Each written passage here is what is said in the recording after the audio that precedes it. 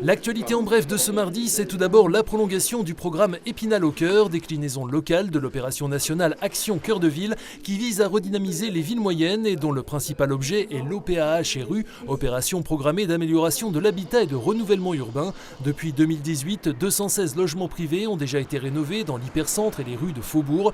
L'objectif sur les 5 ans à venir est d'en rénover 363 supplémentaires avec un périmètre étendu au secteur de la préfecture. Vont être mobilisés 8,1 millions d'euros, dont 6,6 sous forme d'aide directe aux travaux pour la réhabilitation de l'habitat privé en termes d'énergie ou d'accessibilité, avec un financement à hauteur de 3,8 millions par l'ANA, 1,3 par la ville d'Épinal, 1,5 par la région, mais aussi le département et la communauté d'agglomération. L'opération s'adresse à tous les propriétaires, qu'ils soient occupants, bailleurs et surtout les copropriétés, afin de renforcer l'attractivité résidentielle du centre-ville.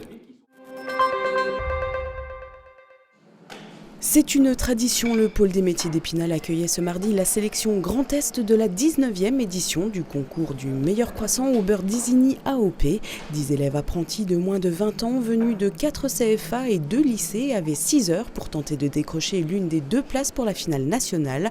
Parmi eux, une Vosgienne, Cindy Morel, apprentie au sein de la boulangerie-pâtisserie de Mathieu Occo à Remiremont, qui a terminé 4e. Ce sont 2 jeunes femmes qui représenteront la région, Tara Sontag de Schiltigheim et Anaïs Audi de Bar-le-Duc lors de la finale nationale début avril en Normandie.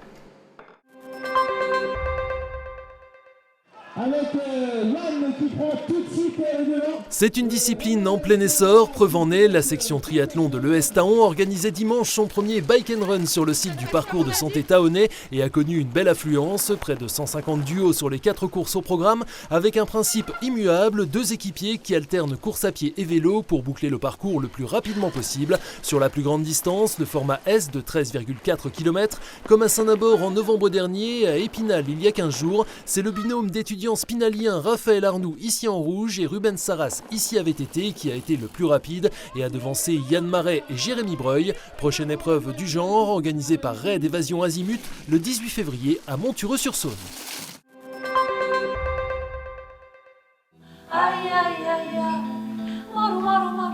La musique de Claire Vaillé et la voix de Solal Bouloudine pour évoquer un drame majeur de la migration.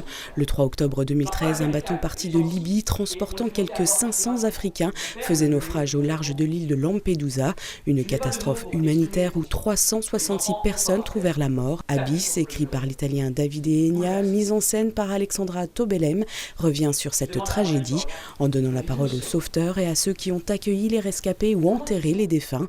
Un spectacle proposé par les ATP, les Amis du Théâtre Populaire des Vosges, présenté ici à des lycéens et donné à nouveau ce mardi soir à l'auditorium de la Louvière à Épinal à partir de 20h30. Elle le tire de là et frappe son plexus solaire. Le frappe et le frappe encore. Le frappe et le frappe. Le frappe, le frappe, le frappe, le frappe, le frappe, le frappe. Le garçon remue et il vomit la mère. Elle vient de lui sauver la vie. Mais si tu parles avec mon amie, elle ne s'en souvient pas. Elle dit oui, j'ai couru, j'ai sorti des personnes, mais il y avait de la confusion partout, de l'excitation. Je me souviens pas.